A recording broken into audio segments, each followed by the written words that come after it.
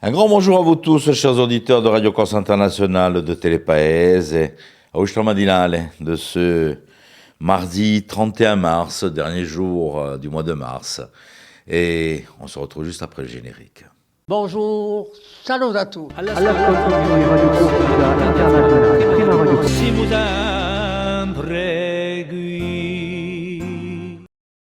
Et en ce 31 mars, on va souhaiter une très très bonne fête à tous les Benjamins. Tous les Benjamins, donc, on pourra fêter donc aujourd'hui. Si vous en connaissez, n'hésitez pas à leur envoyer un petit message. Au programme de cette matinale, comme d'habitude, on va commencer avec la météo. Le temps, ce matin, c'est pas trop ça, vous avez vu. On va voir si ça va s'arranger pour l'après-midi. De l'information aussi. Les pronostics hippiques, l'horoscope. On aura de la philo aussi avec Christophe Di Caro. On va retrouver notre invité avec Pierre-Louis Alessandri. Nous aurons aussi le retour de l'info. Et puis, nous retrouverons aussi Sandrine Luigi, qui sera donc avec nous pour cette fin de matinale. Mais pour l'instant, on va faire un petit point sur la météo du jour. On a de la pluie, des nuages. On va voir si le soleil va être de retour pour cette journée.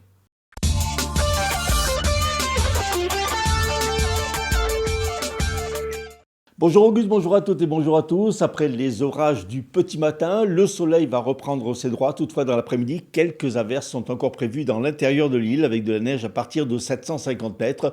Le vent de nord-est sera modéré assez fort sur tout le nord de l'île avec des rafales atteignant jusqu'à 80 à 85 km/h. Les maximales seront en baisse. On notera entre 12 et 15 degrés sur le pourtour de notre île et de 1 à 11 degrés dans l'intérieur selon l'altitude.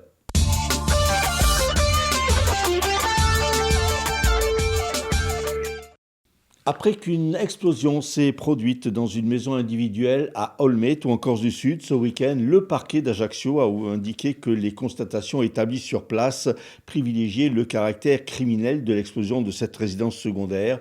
Une enquête a donc été ouverte et le parquet national antiterroriste informait des faits. Gilles Simeoni a annoncé hier qu'il quitterait bien et rapidement la présidence de l'exécutif pour se concentrer à la ville de Bastia. Une déclaration faite alors qu'un recours a été introduit par 2/3 électeurs contre le scrutin municipal de ce 22 mars à Bastia.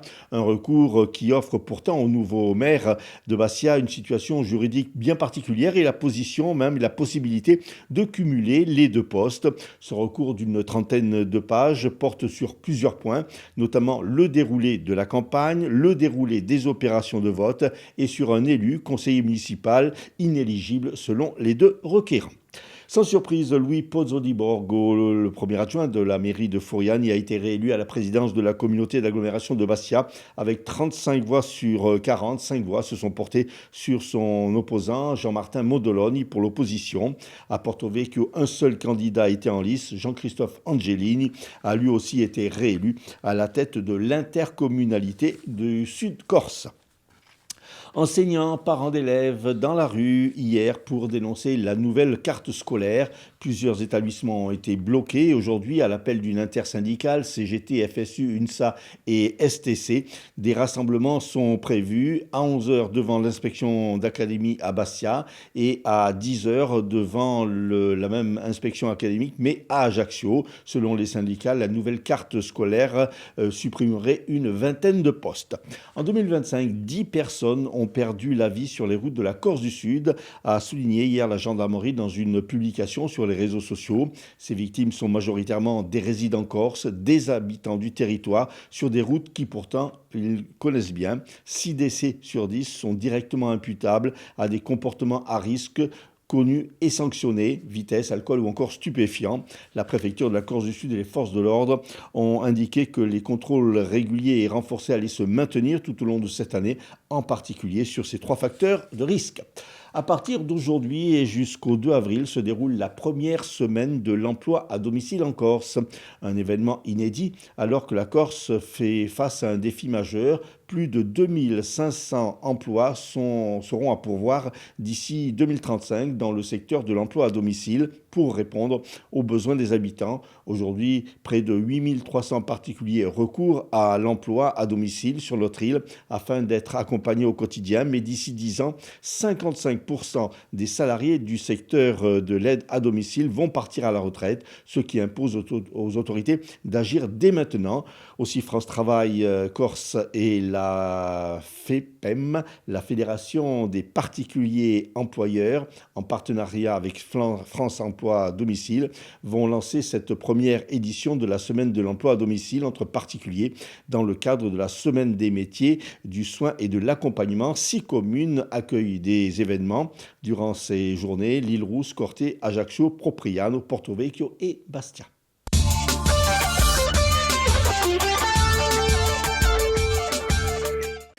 Merci Philippe. On vous retrouve un peu plus tard donc pour l'invité avec Sandrine Louis en fin de matinale. Pour l'instant, un petit détour sur les hippodromes de l'Hexagone. C'est avec Rémi pour les pronostics du jour. Les pronostics hippiques de Rémi sur Radio Corse International. Bonjour à tous, ce mardi dans les bons coups du jour, nous serons sur l'hippodrome de Fontainebleau pour le Quintet. Je vais y retenir le numéro 14, Aviasor, qui ne devrait pas sortir des 3 premiers. Passons à la réunion de Vincennes, où dans la 3e, le 10, Moonstar Gilles devrait l'emporter, tout comme dans la 4e, le numéro 9, Jamaica Fedo. Bon jeu à tous. Il y a toujours du beau temps, mais c'est avec l'horoscope, et c'est avec Paxi donc, que nous retrouvons pour ce mardi.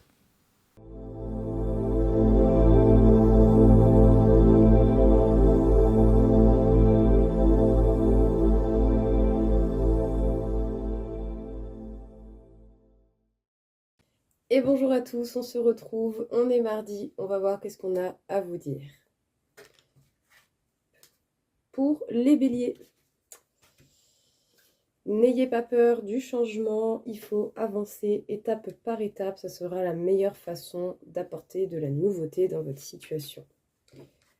Pour les taureaux, profitez de ce qui vous entoure et de ce qui vous fait du bien et surtout de ce que vous avez déjà réussi à générer dans votre vie, tant que vous le sentez bien. Les Gémeaux, faites des actions qui sont concrètes, pertinentes et efficaces pour pouvoir vous libérer de bons moments dans votre journée. Les Cancers, au fond de vous-même, vous devez déjà avoir pas mal d'informations, pas mal de choses que vous devez faire. Vous le savez, ne les reportez pas à demain. Les Lions, vous prenez les choses en main et tout cela vous permet d'atteindre les objectifs que vous étiez atteints. Vous maîtrisez votre vie d'une main de fer. Les Vierges,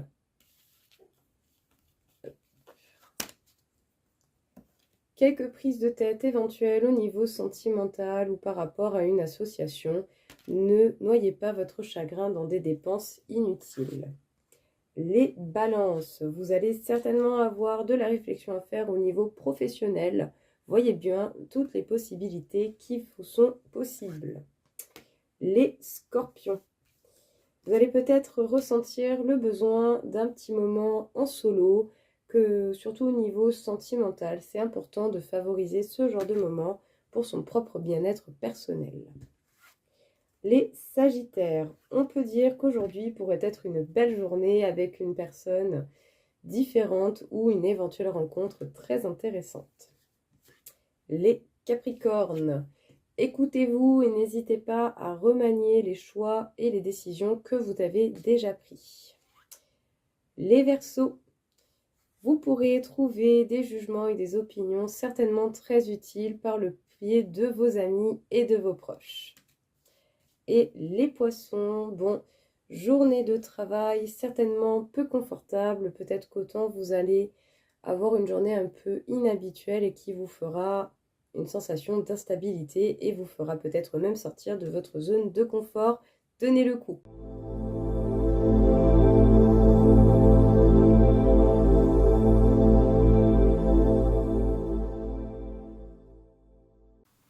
Et bien sûr, le mardi, c'est de la philo avec Christophe Dicaro qui vient nous rejoindre donc pour sa petite séquence. La chronique philosophique de Christophe Dicaro. Mesdames et messieurs, bonjour et merci de suivre une nouvelle fois cette philochronique sur RCI, Télépaèse et Stampa Paez. Alors, aujourd'hui, nous allons parler d'une chose très intéressante qui est cette idée que l'existence précéderait l'essence. L'existence précède l'essence. Les plus férus d'entre vous qui connaissent un petit peu Sartre, eh bien, ont reconnu l'extrait de son ouvrage « L'existentialisme est un humanisme ». Alors, l'existence précède l'essence, qu'est-ce à dire? On entend par essence ce pourquoi nous sommes faits, ce qui nous dirige, ce qui finalement fait que nous sommes la personne que nous sommes. Et l'existence, c'est cette idée bien qu'elle s'affirme en société. Alors si le déterminisme social, par exemple de Bourdieu ou de Durkheim, partent du principe que la société est coercitive, elle nous donne des règles, elle nous structure, pour rester un petit peu fidèle à Roland Barthes, elle nous structure de façon à penser d'une certaine manière dans un périmètre donné, eh bien pour Sartre, ce n'est pas l'essence qui précède l'existence, donc ce conditionnement ou cette structure qui va nous intégrer dans notre tissu social, mais ça va être plutôt l'inverse, l'existence qui précède l'essence. Autrement dit, le jeu est le maître du jeu, pour ainsi dire, et peut décider ce qu'il veut devenir dans ce monde. Alors certes, on a d'abord des règles et des bases et une culture qui nous est donnée, mais pour Sartre, il est toujours facile et possible de décider de devenir quelqu'un d'autre. Eh bien, je décide, je domine ce qui est en moi, ce qui finalement m'accablait et qui me disait « non, tu n'es pas assez bon, tu n'es pas assez fort pour faire ce métier », eh bien en réalité, pour Sartre, ce ne serait que des croyances limitantes. Alors, se séparer justement de ces dites croyances, Sartre nous en parle dans L'être et le néant, notamment lorsqu'il va prendre l'exemple du garçon de café. Et pour Sartre, il dit, voilà, lui, c'est en quelque sorte une sorte de honte à la liberté de décider, une sorte de rejet de ce libre arbitre qui est en nous. Quand il va dire, voilà, ce garçon de café se conforme à son métier, alors qu'en lui, il aspire à autre chose. Il aspire peut-être à des grands territoires, à du voyage, à entreprendre, mais il se dit qu'il n'est fait que pour ça. Pourquoi? Parce qu'il aurait eu peut-être une enfance difficile, parce que ses parents étaient d'humbles travailleurs qui ne gagnaient pas beaucoup d'argent. Alors lui est conditionné à faire ça. Et Sartre va dire non. En fait, s'il angoisse avant de prendre sa décision de renverser la table, c'est parce qu'il est libre et le signe de sa liberté, c'est son angoisse. Lorsqu'il va se dire « bon, maintenant j'arrête tout et je pars à l'aventure, rien ne me retient », eh bien, c'est le signe que l'existence précède l'essence, que le jeu peut dominer le déterminisme et le structuralisme d'une société. Donc, en renversant la table une nouvelle fois, pour un garçon de café, ça tombe bien, eh bien, on reprend notre liberté et on avance. L'existence précède l'essence, je deviens celui que je veux. Et mon angoisse est le signe que je suis libre. Kierkegaard dirait, pour un existentialisme chrétien, cette liberté nous donne l'impression d'être sur le rebord d'une falaise. Et ce « je peux sauter » nous donne une grande angoisse, un grand vertige qui est le vertige de la vie. Alors n'hésitons pas à nous jeter à l'eau et vivons, existons par notre jeu. Voilà, mesdames et messieurs, pour cette philo-chronique sur Télépaèse, Stampa Paèse et RCI. À mardi prochain. La chronique philosophique de Christophe Dicaro. Pierre-Louis Alessandre, il reçoit aujourd'hui comme invité Joseph Guy Poletti. Voilà le premier invité de la journée. Notre invité aujourd'hui est Joseph Guy Poletti, journaliste. Il a occupé diverses fonctions dans le journalisme insulaire, chef d'agence du Corse Matin à Ajaccio, directeur des rédactions du magazine Corsica et du quotidien 24 Ore, et il demeure un observateur avisé de la politique en Corse.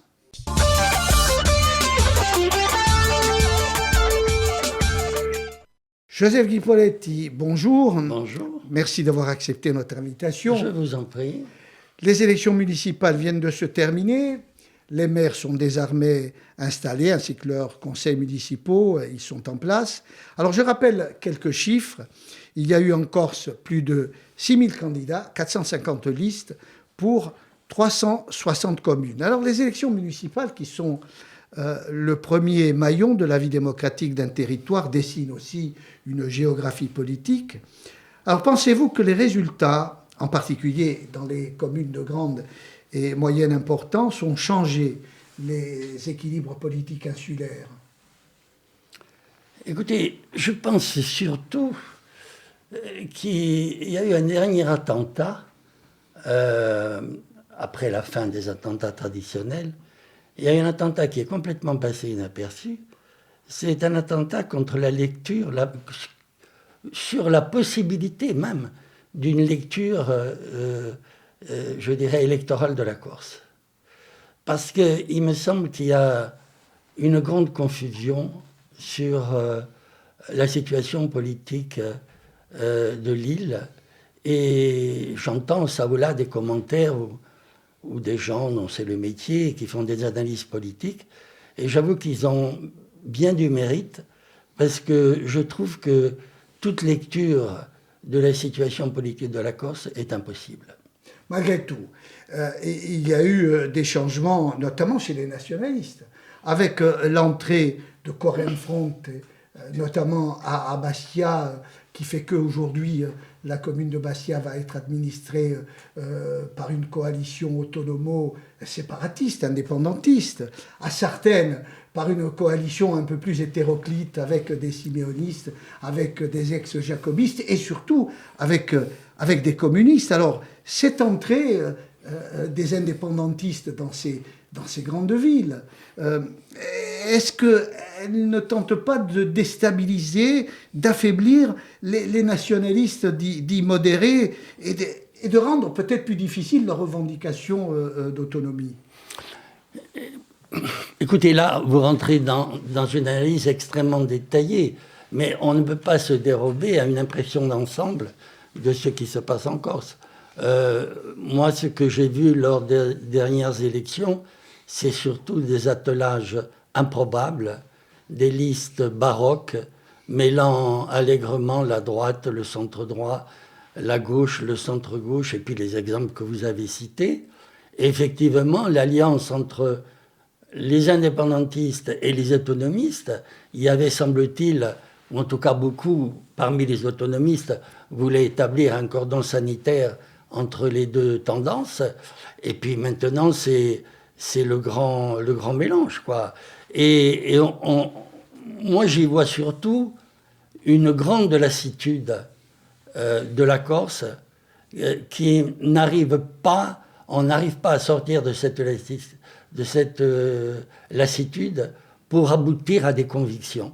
Moi, il me semble que le grand perdant des élections qui viennent de se dérouler, c'est le fait d'avoir des convictions. Et je trouve d'ailleurs que les gens ont bien du mérite de participer. Il faut leur rendre un coup de chapeau, parce que je me demande comment on peut voter pour telle ou telle liste, tant la lecture même, la proposition même est d'une complexité inouïe et ne semble pas répondre ou reposer sur des grands équilibres idéologiques. Il me semble qu'il y a un mixte. Si vous voulez, la carte électorale de la Corse, ça me semble un ovni, c'est-à-dire un objet votant non identifié. Alors il faut spécifier, puisque vous dites il faut effectivement porter un coup de chapeau à tous ces gens qui se sont déplacés beaucoup plus que sur le continent. La participation en Corse a été la plus importante de France. Cependant, la surprise à Sartène est que les communistes, qui étaient le parti le plus opposé aux séparatistes, fait désormais alliance avec eux. Et est-ce que ça peut constituer une rupture pour ce parti qui a dirigé Sartène avec Dominique Bocchini depuis 20 ans? Dominique Bocchini était lui-même, comme dirait Montaigne, vous connaissez mon attachement à cet auteur, Dominique Bocchini, sur lequel vous avez écrit. Je ferme la parenthèse. Dominique Bocchini était lui-même ondoyant et divers, donc finalement la situation électorale de Sartène ne fait que est dans la tradition de Dominique Bocchini lui-même. Mais c'est sûr que tout le monde veut se positionner par rapport à ce qui est devenu l'idéologie dominante, c'est-à-dire le nationalisme. Seulement, tout le monde ne part pas du même point de départ. Et vous avez des gens qui partent de la droite, de l'extrême droite, de la gauche, de l'extrême gauche. Et donc, chacun fait un itinéraire, un peu un chemin de Damas qui lui est personnel pour aller à la rencontre de ce qui lui semble le succès garanti. Mais ça ne fait pas ça. Ça ne peut pas faire une solution politique pour la Corse. Alors Bastia était observé au niveau régional et même au niveau national. Gilles Simeoni à Bastia donc, a été talonné par Julien Morgante, qui a réussi une belle élection, il faut le dire, mais qui n'a pas gagné, puisque devancé de 400 voix par son concurrent nationaliste. Alors cette victoire moins importante qu'on ne le prévoyait, peut-elle affaiblir l'ex-président de l'exécutif, puisqu'il a annoncé qu'il devait se démettre de ses fonctions-là? Il est certain que Gilles Simeoni ne sort pas renforcé de cette confrontation électorale à la municipale de Bastia. Cependant, il est gagnant. Vous savez, on ne peut pas capitaliser sur une défaite. En fait, si on gagne, on peut toujours essayer de redéfinir les équilibres. Mais si la complexité, il y a, et c'est ce que je soutiens, c'est la thèse que je soutiens, Bastia en est un exemple extraordinaire. Parce que d'un côté, nous avons une alliance autonomo-nationaliste. Autonomo-indépendantiste. Autonomo même indépendantiste, oui. Alors comprenne qui pourra. Et de l'autre, vous avez une liste baroque d'opposition qui soutient des... D'ailleurs, on ne voit même pas ce qui pourrait dégager un programme ou un avenir et pour Bastia et pour la Corse. Et ça, si vous voulez, c'est le fait nouveau de la situation politique de la Corse. Alors, en conclusion, reprenant votre analyse, est-ce que finalement la spécificité donc, de ces élections demeure dans toutes ces alliances hétéroclites qui se sont constituées, ici on l'a dit, pour déloger la droite, là pour chasser les nationalistes, ce dérèglement idéologique, cette nouvelle géographie, est-ce que c'est le signe finalement d'une précarité politique de la Corse et finalement d'une régression quelque part d'une certaine démocratie? Oui, vous parlez de décrépitude ou de précarité. De précarité. Moi, je parlais de lassitude. Les deux termes ne sont pas antinomiques. On peut en mettre un à la suite de l'autre. Mais effectivement, je pense que la Corse a besoin de réfléchir, de se repositionner et d'agir. Mais pour agir, il faut avoir des convictions. Non, aussi bien sur Ajaccio, mais surtout sur Bastia, c'est l'extrême droite identitaire, Moussa Baladine, qui est alliée au Rassemblement national et qui s'est, je dirais, affirmée encore un peu plus dans le paysage électoral bastien et également ajaccien. Et il y a aussi le jeune Bastéliga, plus à gauche, qui fait pour sa première élection une bonne élection finalement. Oui, d'accord, mais le résultat à retenir, et pas seulement dans cette dernière élection, mais depuis quelques années en Corse, c'est quand même la poussée importante, même très importante, du Front National et donc de l'extrême droite. Et alors c'est curieux parce que le nationalisme, ou la lutte de libération nationale, a commencé au tiers-mondisme, c'est-à-dire, pour simplifier énormément, une pulsion de gauche, je dirais, voire d'extrême gauche, c'est-à-dire la liberté pour les peuples opprimés. Et pour finir, le nationalisme s'accompagne en vieillissant d'un poids de l'extrême droite de plus en plus important. Et ça semble être le cocktail nouveau, vu d'ailleurs le résultat de M. Battini à Bastia, hein, qui est quand même un résultat fort, fort important. Et alors, il y a une curiosité même supplémentaire, C'est-à-dire que longtemps, on a opposé les républicains et les nationalistes, c'est-à-dire ceux qui sont rattachés ou qui veulent l'attachement de la Corse pour la France, et puis ceux qui veulent au contraire s'éloigner de la France, voire la nier, voire obtenir pour la Corse une liberté totale de manœuvre dans une identité retrouvée. Mais là aussi, il y a un paradoxe énorme. C'est que ce qui était le plus opposé à cette dernière tentative, c'est-à-dire celle d'une liberté et d'une identité retrouvée pour la Corse, c'était justement l'extrême droite, et même dans une certaine mesure, les insoumis, qui étaient bien entendu pour la thèse d'une nation française, avant tout une et indivisible. Et il semble que maintenant, eux aussi, vont vers cet acquiescement à une indépendance de la Corse, au point que, si on s'en tient au parti français, ou en tout cas peut-être pas une indépendance, mais une liberté extrêmement importante pour la Corse, une liberté retrouvée, il semble que, si vous voulez, l'ensemble des formations politiques corses sont pour l'ensemble des formations politiques françaises sont pour une Corse en pleine liberté et en pleine nature, faisant ce qu'elle veut où elle veut. C'est un paradoxe supplémentaire de la situation. Joseph-Guy Poletti, merci, il était notre invité aujourd'hui.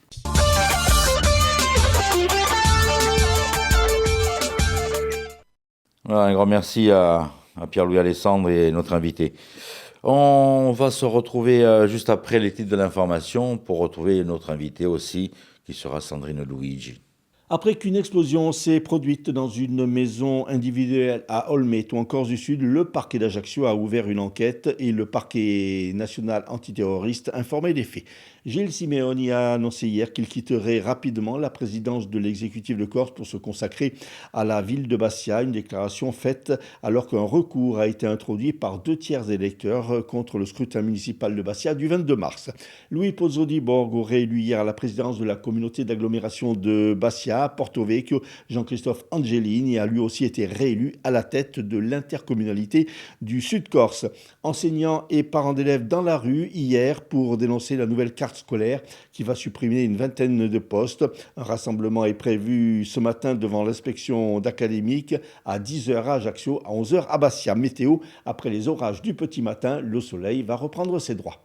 Voilà, bon, pour continuer, à savoir que Sandrine Luigi sera donc ce 31 mars au Spazio Culturale Gallo-Rocchi, donc à partir de 20h30. Et pour l'instant, c'est notre invité donc sur le plateau de Radio Corse Internationale. Notre invitée aujourd'hui, la virtuose de la guitare Sandrine Luigi, qui donnera un concert au Spazio Gallo-Rocchi, donc le mardi 31 mars à 20h30. Et elle présentera à cette occasion son nouvel album. On va en parler dans quelques instants.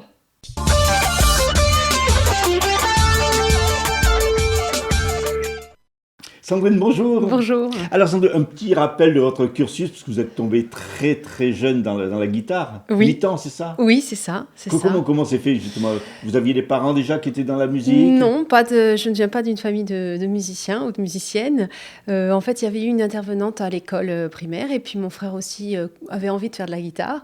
Et après, lui, il est parti dans le sport. Et puis c'est comme ça que j'ai découvert la guitare. Ma mère m'a inscrite à un cours de guitare avec Tony Santiago à l'époque. Voilà. Oui. Et ça a été tout de suite une révélation quand j'ai touché ces cordes et ce son magique. Et puis après, voilà, j'ai suivi le cursus conservatoire, Bastia, Marseille, puis le supérieur à Paris. Et voilà, puis après l'envie de revenir en Corse pour enseigner. Surtout, vous êtes catalogué musique classique. Oui, c'est vrai, parce que j'aime bien dire, c'est le toucher classique, voilà, avec les doigts, le son classique, mais j'ai envie aussi, j'aime bien mélanger les styles. Là, récemment, j'ai joué avec Juan Carmona, qui est un guitariste de flamenco, un merveilleux guitariste flamenco, et puis aussi avec d'autres guitaristes manouches, avec un hommage à Django Reinhardt.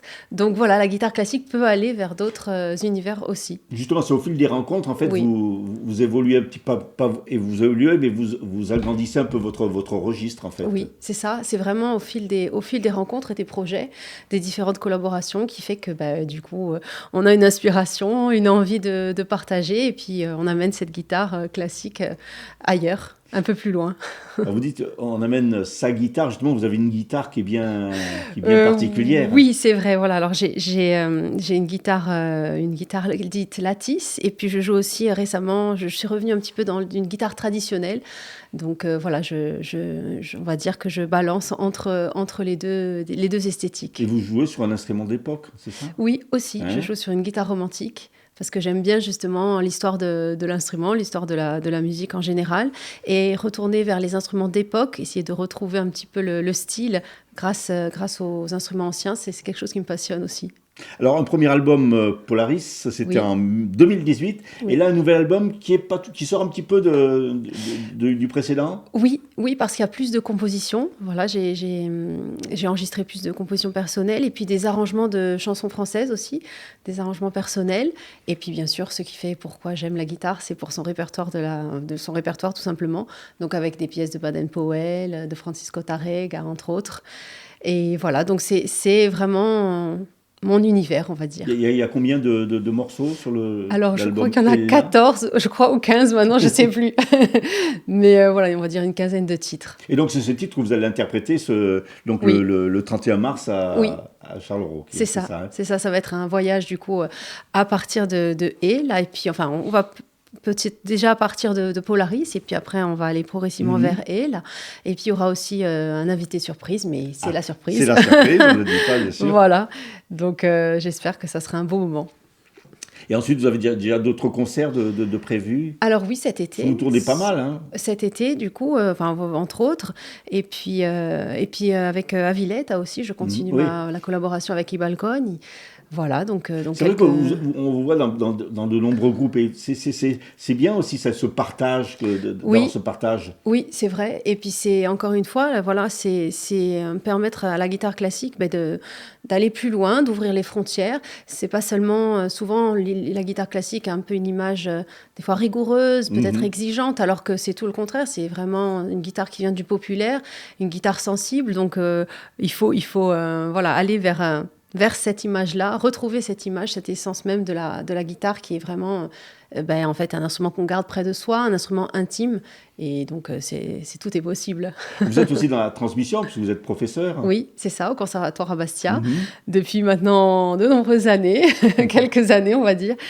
Et voilà, donc là c'est une autre manière de transmettre ma passion aux élèves.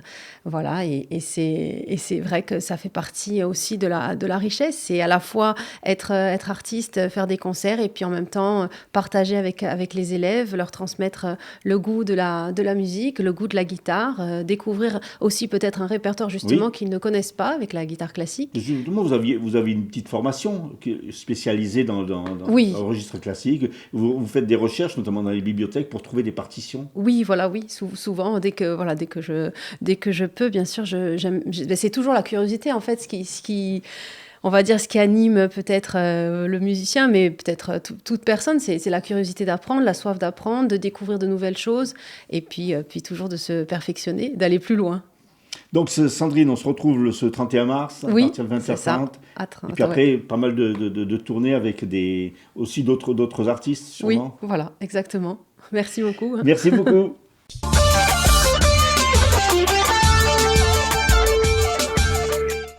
Voilà, je vous souhaite de passer une très très bonne journée. On se retrouve demain matin, même heure, même antenne. Tinde volte a domani. Bonjour, salut à tous. Siamo sempre